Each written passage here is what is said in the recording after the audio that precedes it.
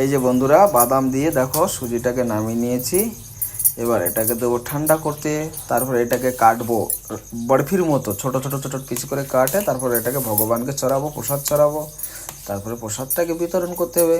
কে কে খাবে বন্ধুরা চলে এসো। আজ কিন্তু আমাদের বাড়ি গণপতি বসছে, কিন্তু সবাইকে নিমন্ত্রণ রইল বন্ধুরা। সবাই এসো, কিন্তু চলে এসো।